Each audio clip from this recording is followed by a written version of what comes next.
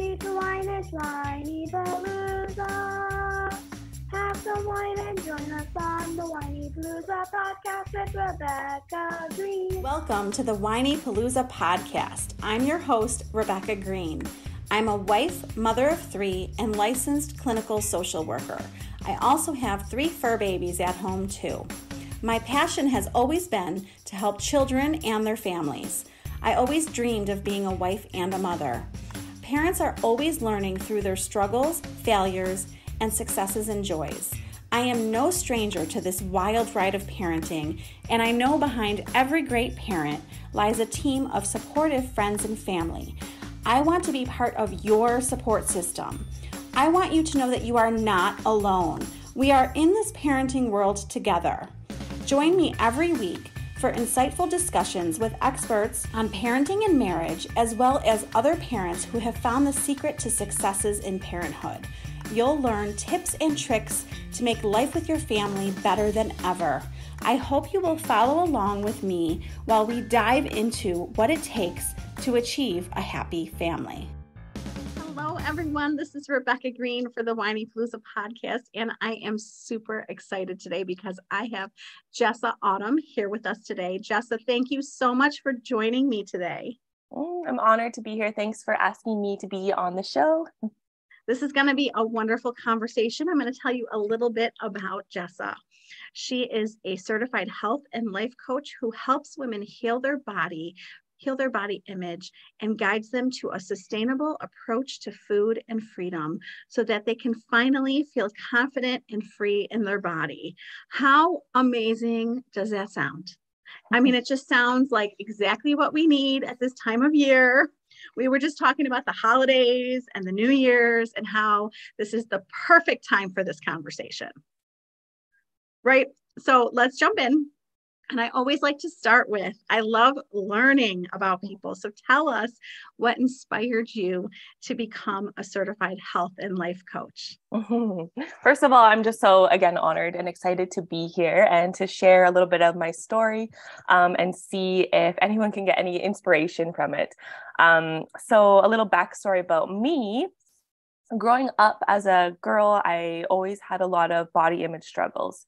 And unfortunately, those turned into an eating disorder. And so I had this for many, many years.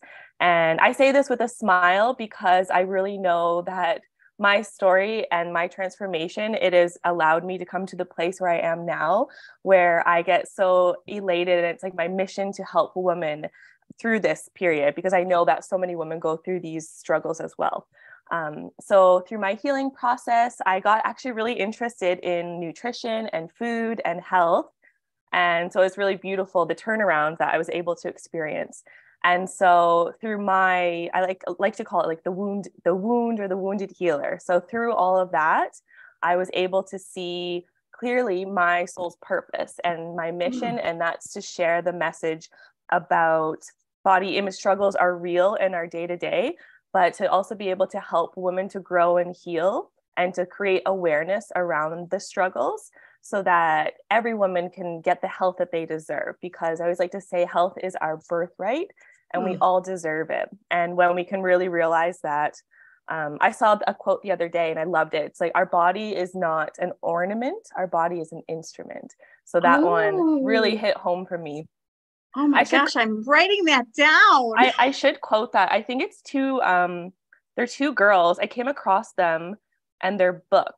I will link it after for you, but it's a really beautiful book. And I really love the work that they're doing as well. I always find inspiration every day, new inspiration. It's amazing. Me too. And you have been part of my inspiration. I am so inspired by you. And now I know even more about you. And I just love that you took your own struggles and made it your mission to help other people from it. That's just so beautiful. Oh, thanks. That's really sweet of you to say. Well, and I'm so distracted because you have a beautiful dog behind you. If you're watching us on YouTube or Facebook. Oh my gosh, who is this dog behind you? So this is my dog, Callie. She's a rescue dog from India. So my partner and I, we were traveling India and she was this cute little street dog. And so we decided to be a little bit crazy and we picked her up. And at the time we were traveling on our motorbike. Oh So my we gosh. traveled from northern India on the motorbike with this dog, Callie, and I didn't even actually see that she was behind me. She must have snuck up. Oh my gosh, she's beautiful. I'm sorry. I'm such a dog lover. I'm so distracted. My dog is at my feet right now. So Oh, little dog podcast party. it's a dog podcast party. I love that. Well, and I think that a lot of our listeners probably don't know what intuitive eating is. Can you share with us what exactly that is? Yeah, so intuitive eating, it's basically a non-diet approach, and it's changing the habits and the way that you think about food. So there is a program based off of it. The way that I do it, it's more like teaching women how to eat with intuition, which it sounds very similar. Intuitive eating, they have a set principles. They follow 10 basic principles and steps that you do, which I do incorporate a lot of those because they really work. And they're all backed by research, which is amazing as well. So proven that it works. That's awesome. So basically, it's just helping us to rewire the way we think about food. And we're putting away diet culture. And diet culture is being the pervasive way we think about our appearance and the influence that we're getting, which doesn't honor our health necessarily. So it's always like diet culture is appearance first, health second, if that makes sense. The really beautiful thing with intuitive eating is it just really connects us back to ourselves, because if you think about it, we're all born intuitive eaters as children. So if you think about a little one, they're really curious about food. They're really interested in it, smelling it, touching it. They'll have little bites of it and eating like what I like to be called a beginner's mind. But then when they're done with the food, they're just done with it. And then they go on with their day. So that's all part of little parts of intuitive eating is that you're just starting a new way of eating without having all these rules and restrictions over food anymore. That sounds so freeing, which brings me to my next question. Is that different from like, what is food freedom? Is that connected? Yeah, it's connected. So intuitive eating, it's basically like the teaching of how to get to food freedom. So food freedom, that is just like the release. I love that word, that release. And I get a lot of clients, they'll say like they feel like a weight's been lifted, which is really funny. But so food freedom, it's just that release of the restrictions around food and any rules that we have around food. So it's like starting from square one and learning to build trust again with our bodies. And because that trust is so important so that we can make decisions that honor our body while listening to our cues, but also we bring in our guiding principles about like honoring our health and eating for satiation, listening to hunger and fullness cues. So it's just like taking it a couple steps back and just relearning all these things so that we can build trust in ourselves. But if we don't have that food freedom, or like before, like if we don't release all those rules and restrictions, it's really hard to listen to what we truly need and desire. I'm sitting here thinking because, so like what I find for myself is that when I eat, okay, so there's like the rule that you can't, I'm quoting in the air if you're not watching this. There's the rule that you can't eat after dinner, or you shouldn't eat after dinner.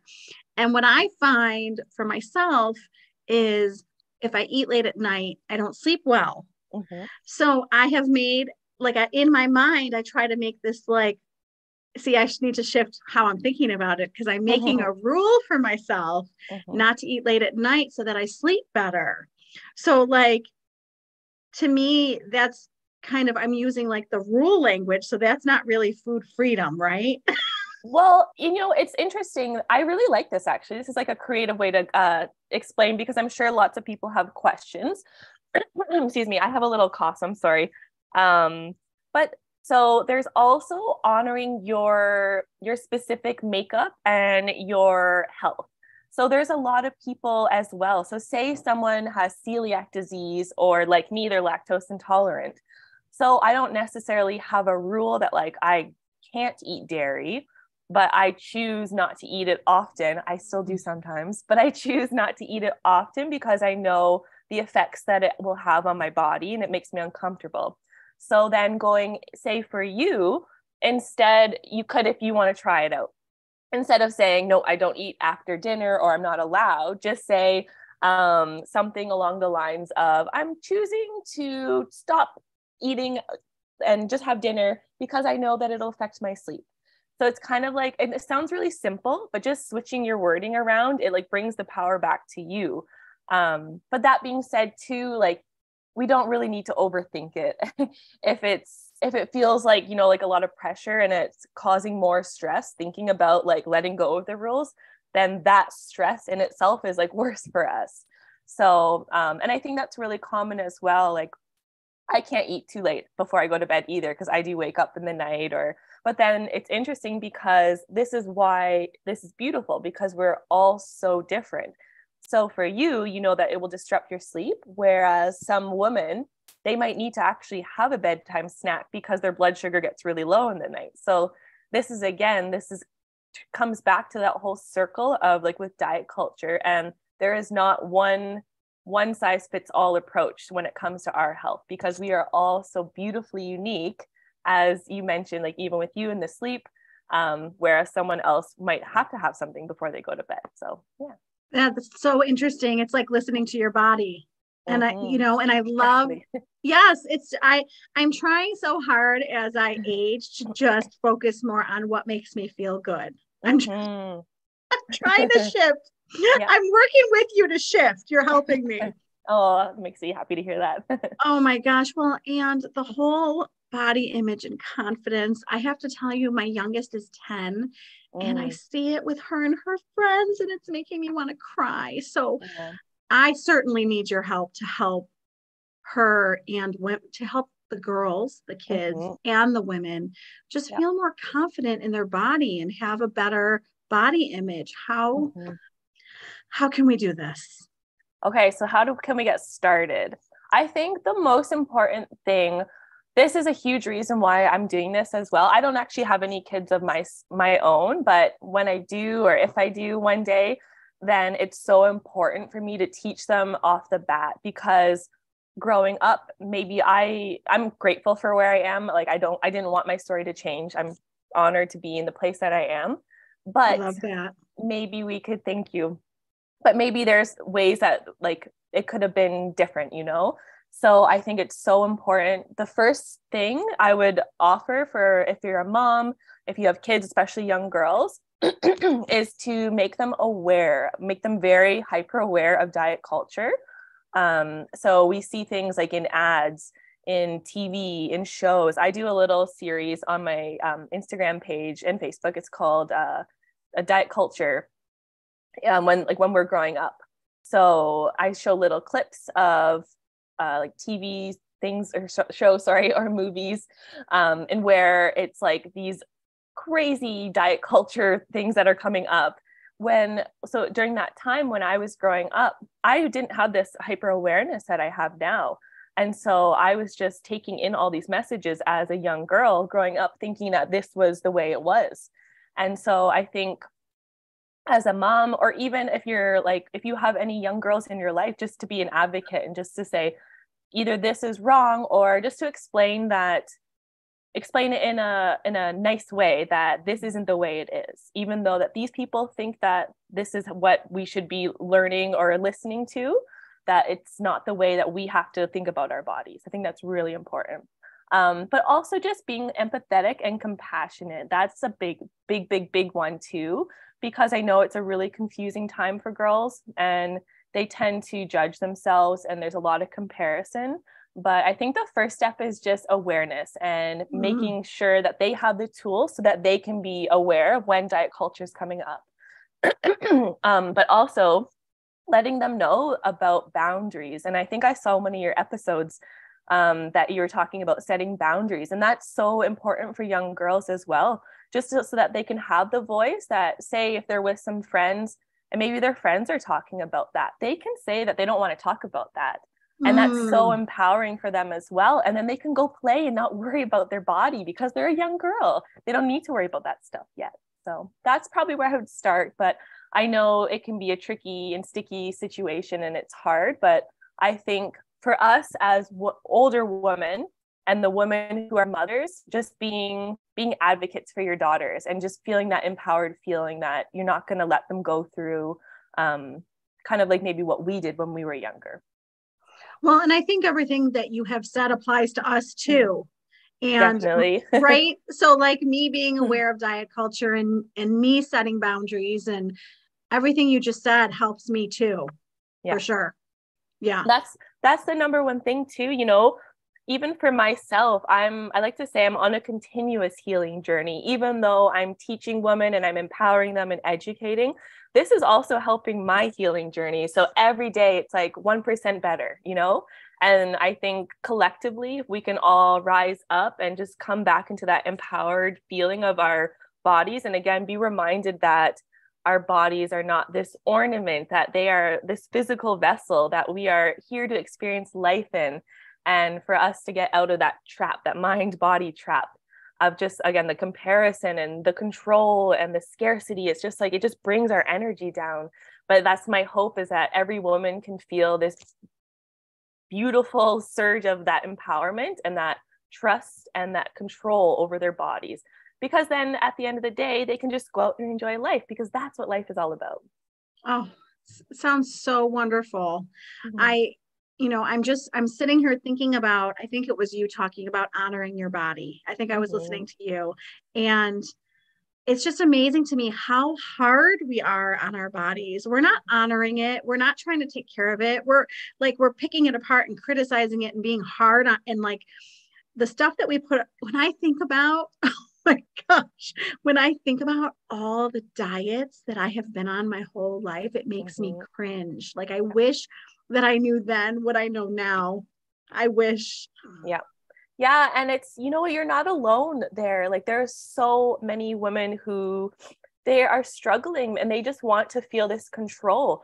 But this is why it's so, I get like angry about diet culture. It's because it's an industry. They don't want us to succeed. They want to make money off of our failures. And I like to use these statistics. It's like the worldwide diet industry, I think it's like $170 billion or something. In the US alone, I think it was like 70. I might be wrong on those numbers.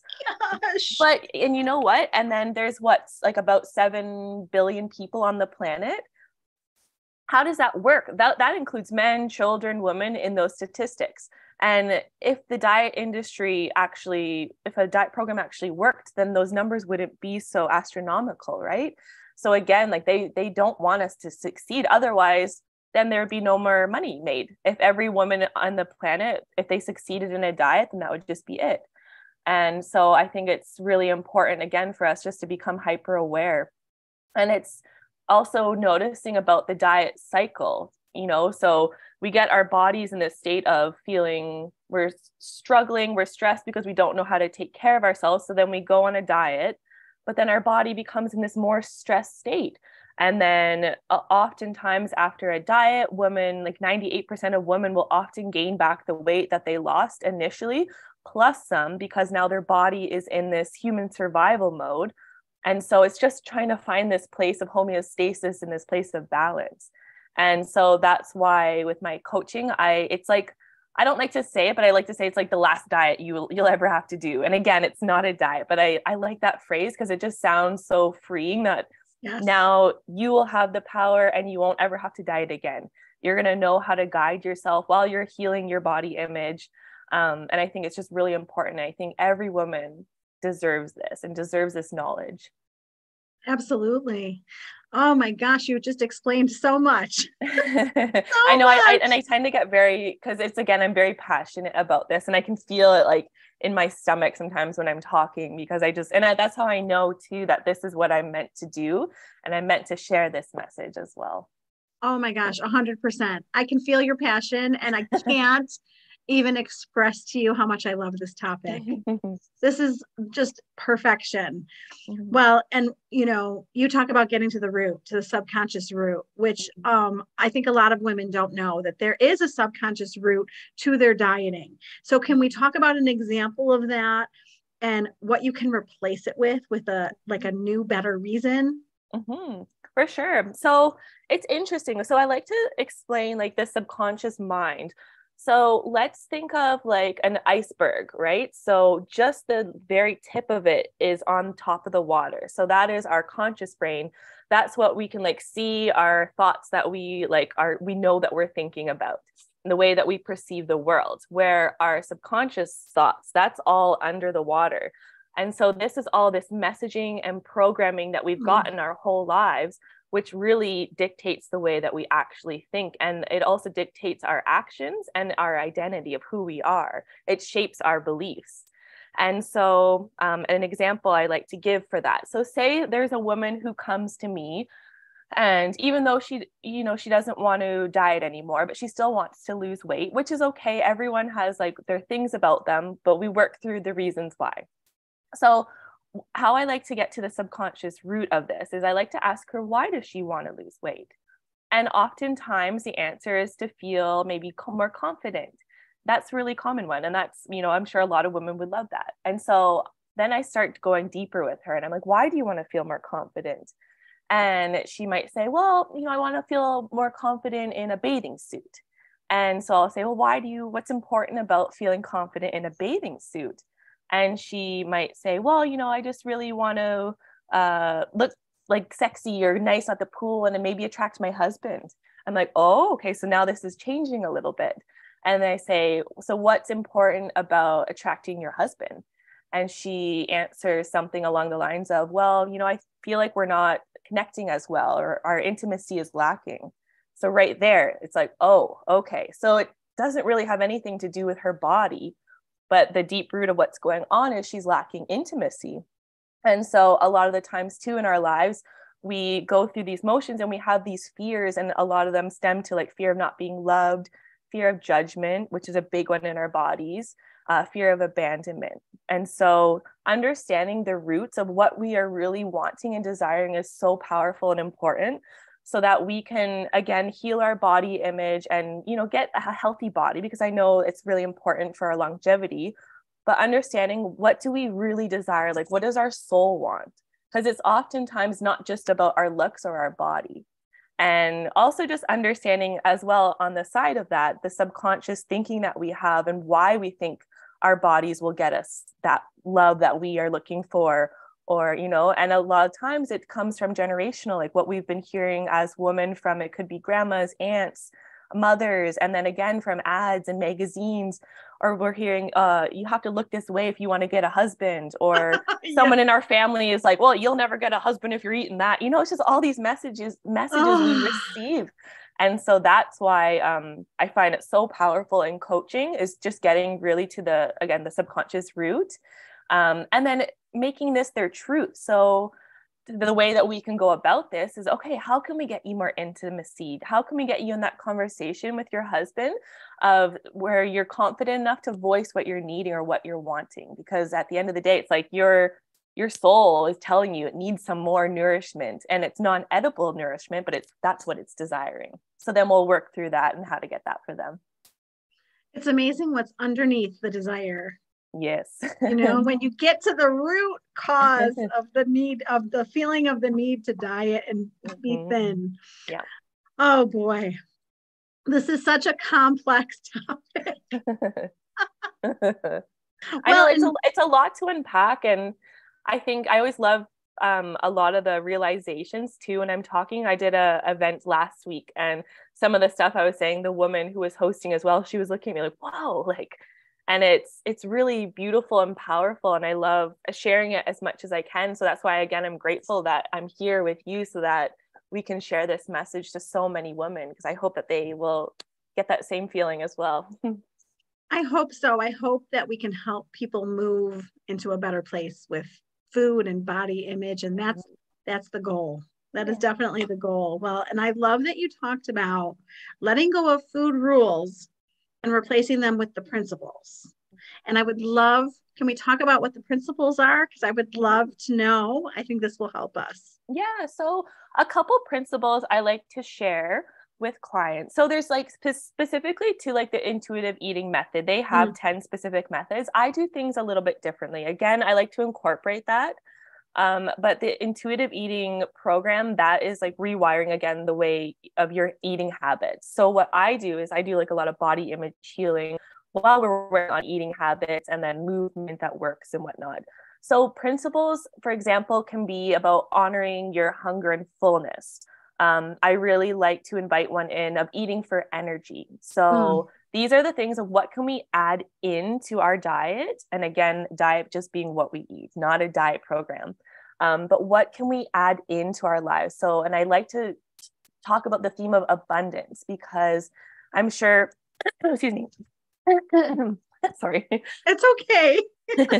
I'm sure that a lot of women, you know, after dieting for so long, they're so used to that scarcity and the restriction. So it's such a nice turn to be like, oh, it's like this abundance theme. What do I get to add in to make my cup fuller? What can I do to make myself healthier, more vibrant, more glowing? So again, bringing more energetic foods in.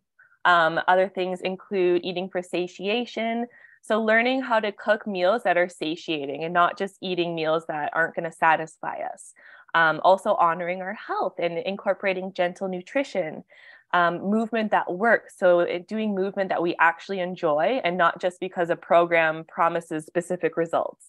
And again, this one's really important too, because if you want to create consistency with any movement plan, then enjoying your movement is so important and it's so valuable. And even myself, you know, I battled with that a lot of the times, and I would try all these HIIT workouts in this program.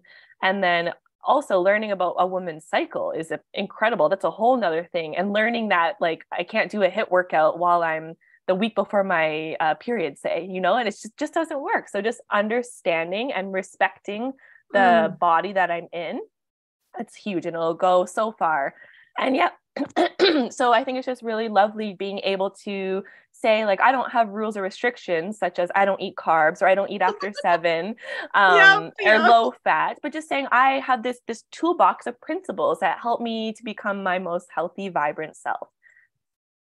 That's so beautiful. It's all in our language. It's amazing how if we shift our language, it's shifting our thoughts. Like I can feel myself shifting as you're changing the language for me. Yeah, exactly. And that's and it takes, you know, it takes some time, but again, it's like the awareness piece is so beautiful. And as soon as someone becomes a little bit aware, they're going to be like, huh, interesting. And now they're going to notice the language when those things come up. And then I always like to say to clients, like the muscle is like a brain. So the more that you work it, the stronger it becomes. And then these habits and these lifestyle changes just become what you do and you don't have to think about it. It's amazing. It is amazing. I remember watching an intuitive eater. Well, she calls herself a mindful eater, intuitive eater. And she was eating a piece of cake in like the middle of the day. And she was like, you can have a piece of cake in the middle of the day. And I was like, I can't. Yeah. And it's like such a freeing thing. Like, even I love how you said it. You're like, I can. And it's like so many women would probably love to hear that. And that's also another principle is giving yourself permission to unconditionally eat. So again, that's like releasing the restrictions and the rules. And it doesn't mean that you necessarily are going to want to eat cake at 12, 11 a.m., whenever it is. But it's just letting yourself know that you can if you want to. But, you know, and a lot of people too, they'll think like, oh, when you do intuitive eating, and again, you don't do intuitive eating, you like embody intuitive eating. But people think that you're just going to eat whatever you want and that you're just going to, you know, a lot of people are scared of gaining weight and that they're just going to eat pizza or hamburgers. And that's not really how it is, because when it comes down to it, I don't want to eat pizza 3 meals a day. I'm probably going to want to incorporate, you know, some like fresh veggies, some juicy fruits, some nice protein, because that's what we actually crave. And those are the foods that give us energy.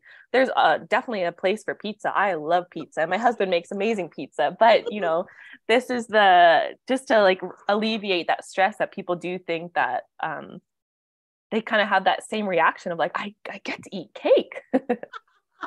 Oh my God, the stress and the rules that we have around food. Well, and that brings me to mistakes that we're making. I mean, what do you think you're seeing as the biggest mistake that women are making with food? There's a lot. There's a lot. I don't like to say mistakes, but there's room to grow and room to release some habits. That's the way I like to frame it. I'd say there's things like, like counting calories and all those little things that I would really encourage women to let go of at some point. But the number one thing that I would urge women to work on is eating enough in the day. So this is similar to like the diet cycle and the diet loop, where a lot of women, they're really, really, really trying to eat so clean and so light all day. And in their minds, they feel really good about it. But then a lot of the times when they come home at night, their brain is in that human survival instinct mode where it needs food, because if you think about it, most of our energy is spent during the day, and the sun is the highest in the middle of the day, which is when you should be eating most of your food so that you're energized for the rest of your day. But a lot of women, again, they're under eating in the day, and then they get confused about why they might be overeating or binging at night, and they just can't stay out of the snack cupboard. And so there too, they feel that shame and that guilt, and they don't understand why they just can't control this. And then it's the next day, it's the same thing over and over. So they're telling themselves, okay, I'll be better, and using those words too, I'll be better tomorrow. When it's, again, just like coming back to the honor for our bodies and the honor for our energy levels. So really prioritizing nice balanced plates in the day and letting yourself eat food in the day is so important. And I think a lot of women will find that if they're eating enough in the day, they're going to feel more energized. And by the time nighttime comes, they're just going to eat that normal amount that feels good in their body. And if they have a snack or two, whatever, that's okay as well. But they're not going to feel that out of control hunger at nighttime. That makes so much sense. That is such a typical mistake that we are making. I mean, that is really, like, you nailed it, because even breakfast, I'm laughing today because there's 5 of us in my family, and I made everyone breakfast. I didn't, like, we're guilty of this. I didn't make myself breakfast. And I got everybody out the door, and I got home from an errand, and I went, oh my God, I'm starving. And I didn't eat. I've been up for hours and I didn't eat anything. Yeah. And it's so common, but also just like realizing it again and I love that you laugh about it, because it's like having that compassion for ourselves. And I know as like a mom, it's like in your innate nature just to be generous and to care for everyone else first.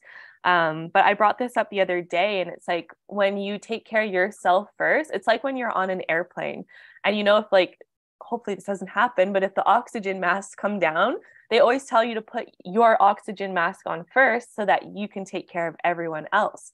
And so that's the same thing with our self-care with ourselves. It's like we're this spring-fed well, I learned in a program. And the more that we fill ourselves up, then the more the well can just like, we can keep outpouring our love and our support and all the good stuff that we offer to people. But if the well dries up, it's really hard to do that. So same with just honoring our bodies and our energy and letting ourselves be nourished. It's really important. And I'm sure you, like you said, you realize after you're starving. I got home and I'm like, I'm starving. You get hangry? I get hangry. I was hangry. I was like, I need to feed myself before I do anything else. But my husband is really good at everything you're describing. And he will even say to me, shouldn't you feed yourself first and not last? And I'm like, it's incredible too, because so many guys, they're just naturally intuitive eaters because they didn't have the same, and that's not to take away, I know a lot of men struggle with body image as well. So not to take away from their struggles at all. But if you do see the statistics of men versus women dieting, women are a lot higher. But because they didn't have that same influence that we did growing up. And so they carried that natural ability of being an intuitive eater when they're a baby and carried it into life. And it's just like natural and normal for them. And they don't even have to think about it. Oh, like my gosh, husband, so much. Yeah. My husband all the time too. If he's done with his plate, it's just done. And he's got food on his plate, and that's okay. Just like telling yourself, I know that I can have some food later again if I'm hungry. Well, it's so funny because my husband, his pattern is he takes his dinner plate and he puts it on the stove and he says, don't touch it. I'm coming back to it. Yeah. And I'm like, oh, I love this, that he just knows he's going to want a second dinner. Yep. Perfect. Does anyone stand out to you? Like, do you have any sort of success story to inspire us that stands out to you? Mm-hmm. I think one that stands out for me is I had a client and we did some body image coaching. And it was really beautiful because before she was so self-conscious of her body, and especially going out to like swimming around friends. And so she would never let herself wear a bathing suit around people. So she was often wearing like dark tights and covering up her body and swimming uncomfortably in these clothing instead of a bathing suit. And then so after we did a lot of work together, she sent me a message about how she was so happy and she was at this retreat and she could never have imagined herself before being around all these strangers and she was in a bathing suit.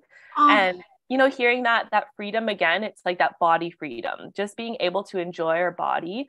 And we don't necessarily have to like or love our bodies, but just accept it. That's the first step. It's my goal and my dream to work with women until they do love their body. But I will never tell them that you have to, but just like, let it be neutral. Just let it just be a body.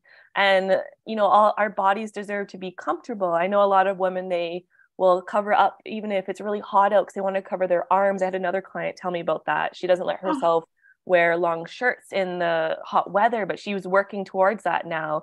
And, just allowing ourselves to honor our bodies. And, even the sunshine, it's so beautiful getting vitamin D and it's good for our bodies. Whereas, like, again, the diet culture thoughts, they come in, and so we're neglecting our health in a sense by, again, not getting all the vitamin D that we could be getting or making ourselves uncomfortable. So that one really sticks out to me. I love that that's happened for her and just makes me honored to help. It was all her that did it, though. I just helped to guide her there. That is a wonderful story. I can't tell you how many women won't even put on a bathing suit. It's just so sad. Yep. It's so sad. And I say to myself, I'm going swimming. Yeah. And that's like, it's beautiful because it's like, I love swimming. I'm a water bug. I love being in the water. So for me, it's a really easy yes. But I do know that a lot of women struggle with it. And I know it's like not a change that happens just overnight, especially if someone's been struggling a long time. But I can promise that there's an end, and that if they want something, if they want to work towards it, they can get that. So like, for instance, this girl who, she did want to be in the water in a bathing suit, and she was able to overcome the thoughts in her inner critic, and we worked through them, and she was able to trust and feel more confident in her body. So it was beautiful, just this beautiful freedom. That's amazing. Freedom is the key word in this whole conversation. Oh, yes. I use it a lot. It's a great word. Well, okay, so we're going into the new year. And I'm curious if you have advice for us, like one step that all of us women can take in a better direction with food, our relationship with food, our relationship with our body. What is one step that you would recommend? I would highly recommend. So a lot of women, they'll want to make this the year that this diet works, right? Yes. So instead of that, I have a new I should start a little club about, let this be the year that we don't diet anymore. Let this be the year that we trust our bodies and that we learn how to tap back into our cues while honoring our health and our body. I think that's a more beautiful thing because, we're not broken and we don't need to be fixed. A lot of women, they'll think that going into the new year.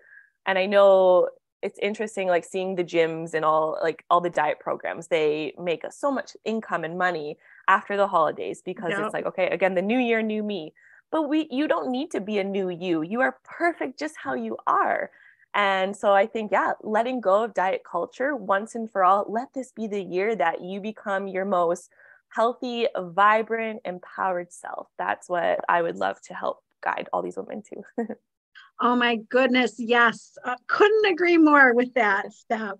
So tell everyone, because you have so many awesome resources, your group, and tell everyone where to find you everywhere. Yes, you can find me I'm on Instagram at Jessah Autum Wellness. And I also have a Facebook group. It's the Intuitive Food and Body Freedom Community for Women. So I started this community so that it's like, I'll see like there's a lot of like diet programs or weight loss communities. This is not one of those. So this is, again, it's like an abundant group and a community of women like-minded so that we can all support each other through our food and body freedom journeys. And I just think being able to collectively bring the energy in that group, we can all support each other in doing that. And, I love if people would share things about like, oh, I added this new recipe into my day, or I prioritize eating a balanced breakfast, or I found out a new way to exercise that I love. So these ways of encouragement, I think it's really powerful and to help women. And then again, in that Facebook group, I offer lots of free resources. So the resources can be on topics about like healing body image, about ways, the physical aspects of our bodies, so like nutrition and mindful eating. And then I do a little bit of soul healing as well. So kind of non-edible nourishment, or what are some other ways that we can practice self-care. So that's the Facebook group. And if you want to be my Facebook friend, you can add me as Jessah Autum as well. Wonderful. Well, is there anything else that you think is important to share before we wrap up? I think we did a really good job here of hitting everything. You did great asking all the perfect questions. I'm so glad. Yeah, I'm really honored to share this. And if you feel that little urge in you, whoever's listening, that's your intuition. So lean with it. If this conversation or this topic, if you felt something from it, please don't hesitate to reach out to me. I can offer you support. I'm doing this month, I'm doing a couple of these insight calls. So they're complimentary, and I can get you a roadmap to see of how you can get from, say, if you're in a place of inner critic, diet culture, I can show you how to get to the place where you're your most loving and self-empowered self. So I think I'll just finish with that. Well, I can't thank you enough for your time and expertise today. This was such a wonderful conversation. Mm-hmm. I really, really enjoyed it. And again, I'm honored, and I'm glad our dogs were able to join us as well. I know, my dog is pacing. He's like, are you done yet? He's like, let's go outside. Well, this is Rebecca Green, reminding everyone to spend every day laughing, learning, and loving. Thank you so much, Jessah. Thank you. Thank you for tuning in to the Whinypaluza podcast. If you like what you heard, please be sure to subscribe so you never miss an episode. While you are there, leave a review. I love to hear your feedback. Thank you so much for listening. Until next time. This show has been produced by Market Domination, LLC. To discover how you can have your own show completely done for you and turn it into a real published book and become the authority in your marketplace, go to www.marketdominationllc.com/podcast offer.